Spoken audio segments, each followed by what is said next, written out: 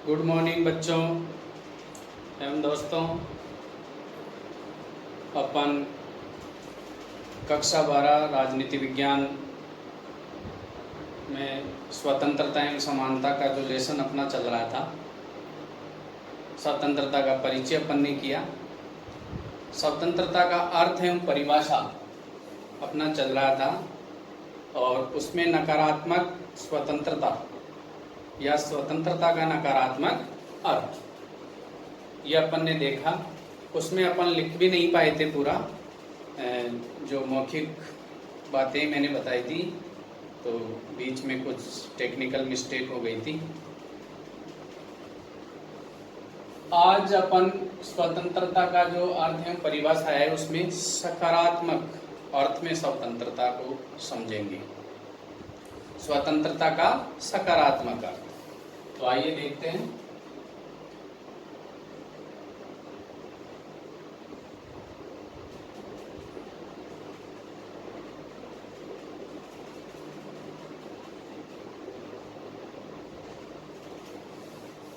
अब स्वतंत्रता के बारे में अपन चर्चा कर रहे थे। नकारात्मक स्वतंत्रता की जो बातें अपन ने पढ़ी कि राज्य को व्यक्ति के निजी जीवन में हस्तक्षेप नहीं करना चाहिए, उसको कुछ भी करने की छूट दे देनी चाहिए, ये बातें हैं। तो आज के इस वैश्विक युग में प्रत्येक व्यक्ति एक दूसरे पे निर्भर है, तो ऐसा संभव नहीं है कि वो अपनी मनमर्जी करता रहे। तो उसके लिए स्वतंत्रता का जो सकारात्मक बातें हैं, जो सकारात्मक अर्थ है वो अपन समझेंगे कि उसको सब कुछ करने की छूट होनी चाहिए, लेकिन उस पर कुछ प्रतिबंध भी होना आवश्यक है। उदाहरण से मैं समझा देता हूँ कि कोई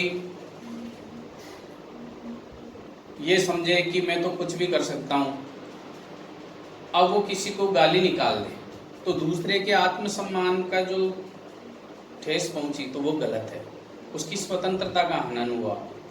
कोई धूम्रपान कर रहा है, उसकी स्वतंत्रता है कि वो कुछ भी करे। अब धूम्रपान कर रहा है लेकिन उसके पास में जो है तो उसकी जो धुआं निकल रही है उससे वो परेशान हो रहा है, तो उससे उसकी स्वतंत्रता का हनन हो रहा है, वो उन्मुक्त जीवन नहीं जी पा रहा है। तो इसलिए किसी भी प्रकार से देख लो, चोरी की कोई बात हो, कोई चोरी करता है तो वो तो उसकी मनमर्जी है, स्वतंत्र है, कुछ भी करेगा, लेकिन सामने वाले को तो नुकसान हो रहा है। तो ऐसी स्वतंत्रता किस बात की जिससे दूसरे के स्वतंत्रता का हनन होता हो। तो इसी में अपने को देखना है कि इसमें कौन सी बातें आई है। तो इसमें एक बात तो ये सामने आई है कि प्रत्येक मनुष्य को ऐसी परिस्थितियां घड़नी चाहिए, प्रत्येक मनुष्य को ऐसी परिस्थितियां घड़नी चाहिए जिससे वो अपने व्यक्तित्व का विकास कर सके और उसके साथ साथ दूसरे व्यक्ति के लिए भी वह ऐसी परिस्थितियां घट सके। कहने का मतलब खुद भी जियो, दूसरे को भी जिए। तो ऐसी परिस्थितियों का निर्माण करे व्यक्ति जिससे दूसरे की स्वतंत्रता बाधित नहीं हो, उसके व्यक्तित्व के विकास के भी मार्ग खुले। ये स्वतंत्रता का जो सकारात्मक अर्थ है इसमें एक विद्वान है स्पेंसर, उन्होंने परिभाषा दी है।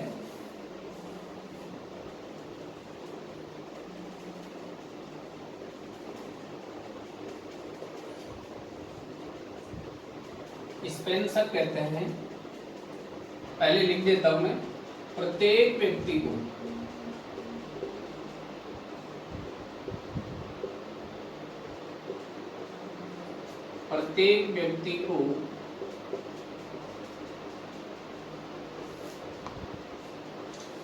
प्रत्येक व्यक्ति वह सब कुछ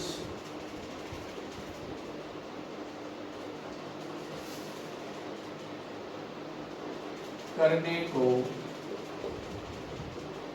स्वतंत्र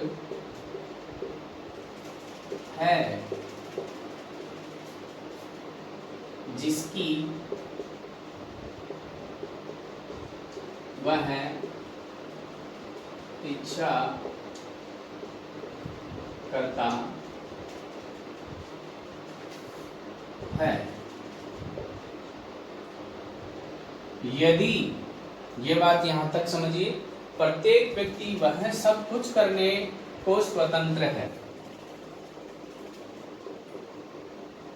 स्वतंत्र है जिसकी वह इच्छा करता है, जो उसके मन में इच्छा हो रही है उस वो करने के लिए वह स्वतंत्र है। लेकिन यदि वह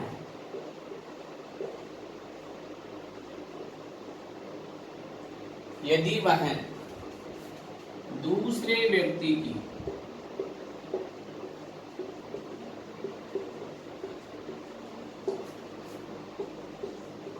समान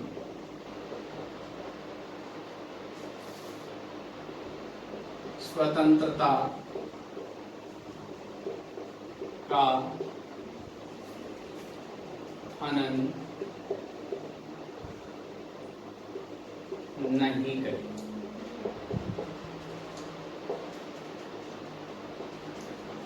ये स्पेंसर ने परिभाषा दी है स्वतंत्रता सकारात्मक अर्थ में कि प्रत्येक व्यक्ति वह सब कुछ करने को स्वतंत्र है जिसकी वह इच्छा करता है, यदि वह इस दौरान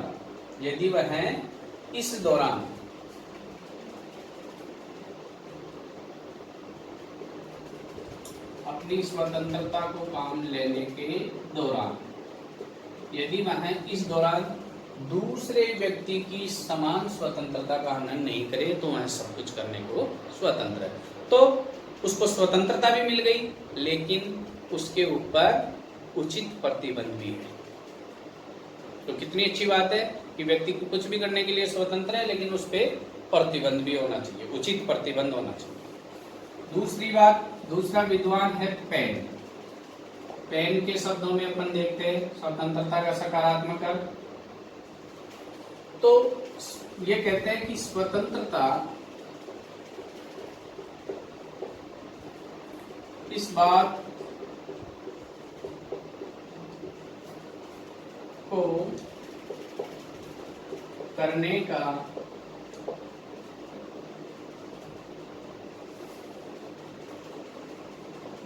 अधिकार है जिससे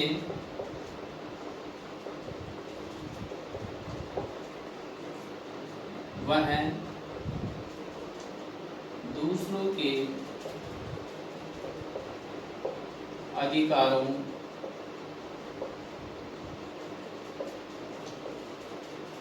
के विरुद्ध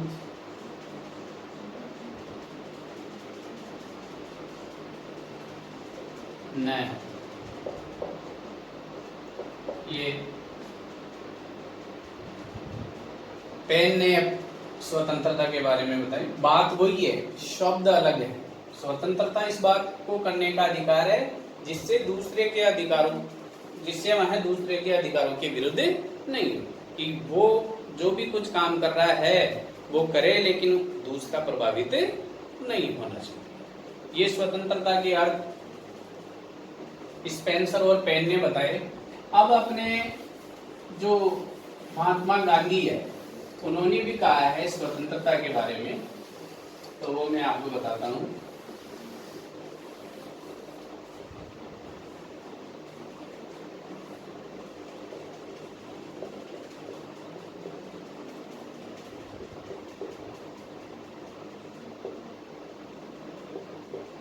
इन्होंने कहा है कि स्वतंत्रता, गांधी जी स्वतंत्रता को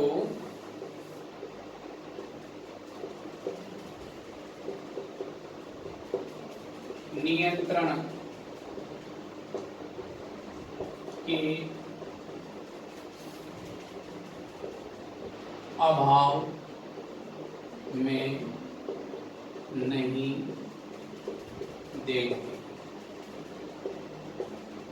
गांधी जी स्वतंत्रता को नियंत्रण के अभाव में नहीं देखते, बल्कि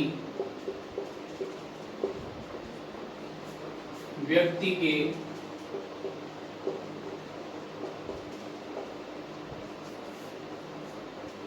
संपूर्ण विकास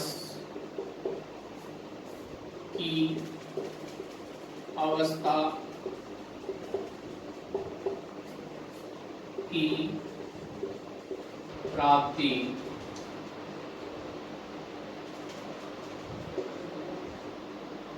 के रूप में देखते हैं।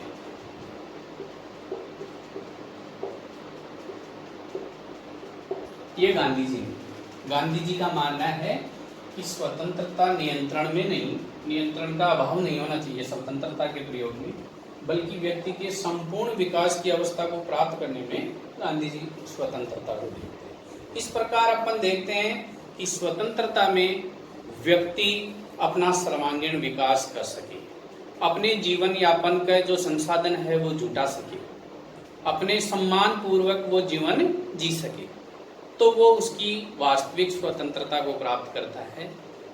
यदि कोई नकारात्मक अर्थ की उसको सब कुछ करने की छूट दे दिए, कोई युक्तियुक्त प्रतिबंध नहीं है, तो वो अपनी मनमर्जी करेंगे। जो शक्तिशाली है उनका अस्तित्व बना रहेगा, जो कमजोर है वो उनके अधीन रहेंगे, गुलाम रहेंगे। जिस प्रकार नकारात्मक अर्थ में स्वतंत्रता के 5 बिंदु आए थे, इसी प्रकार अब अपने सकारात्मक अर्थ में भी 5 बिंदु निकल के सामने आ रहे हैं, तो उनको देखते हैं।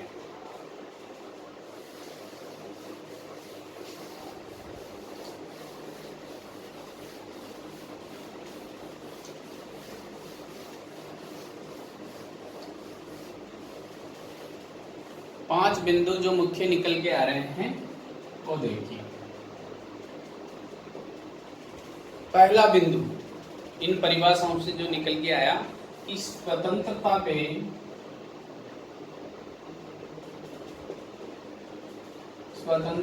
पर युक्ति युक्त प्रतिबंध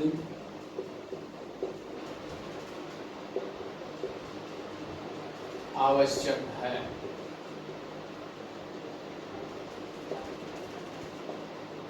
स्वतंत्रता पे युक्त यानी उचित प्रतिबंध आवश्यक है। दूसरी बात इसमें निकल के आई कि समाज एवं व्यक्ति परस्पर निर्भर है।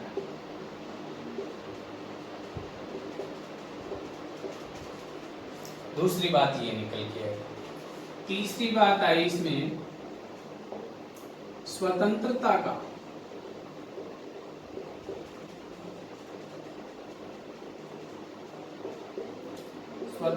का सही स्वरूप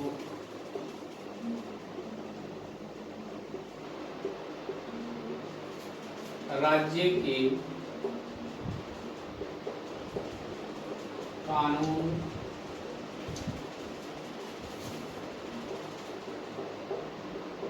पालन में है। स्वतंत्रता का सही स्वरूप राज्य के कानून पालन में है। हम राज्य के द्वारा जो कानून बनाए हुए हैं उनका हम यदि पालन कर रहे हैं तो वो सभी के लिए समान स्वतंत्रता प्राप्त होगी। अगला बिंदु आता है राजनीतिक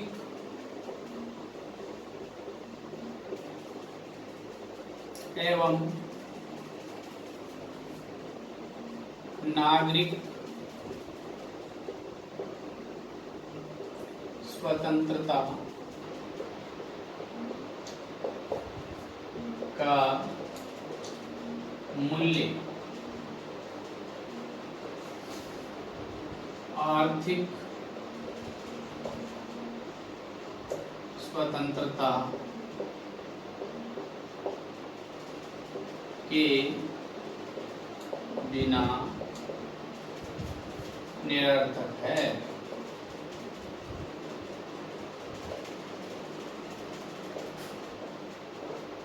राजनीतिक एवं नागरिक जो स्वतंत्रता है उसका मूल्य आर्थिक स्वतंत्रता के बिना निरर्थक है।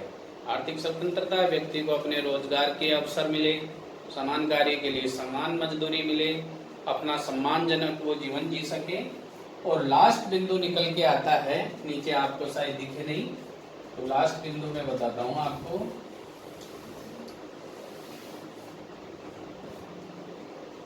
पांचवा बिंदु है, बहुत ही अच्छा बिंदु है, पूरा सारांश इसी में है। स्वतंत्रता के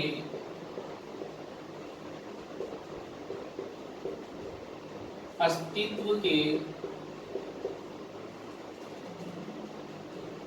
स्वतंत्रता के अस्तित्व को स्वीकार करने के लिए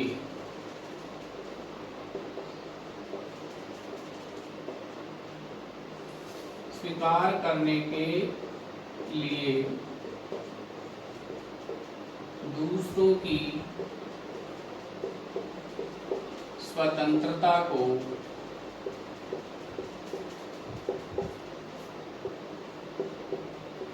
मान्यता देना आवश्यक है। बहुत ही अच्छी बात, बहुत ही शानदार बात है ये कि स्वतंत्रता के अस्तित्व को स्वीकार करने के लिए दूसरों की स्वतंत्रता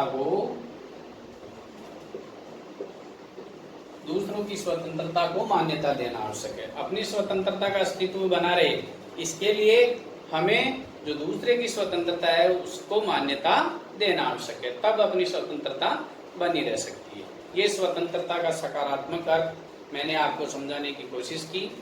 और ये कक्षा 12 के साथ साथ जो स्कूल व्याख्याता की परीक्षा होती है उसके लिए भी, और सेकंड ग्रेड की जो एग्ज़ाम है सोशल साइंस की, उसके लिए भी बहुत इम्पोर्टेंट लेसन है। तो मैं मानता हूँ आपको समझ में आया होगा। आज इतना ही। जय हिंद, जय भारत।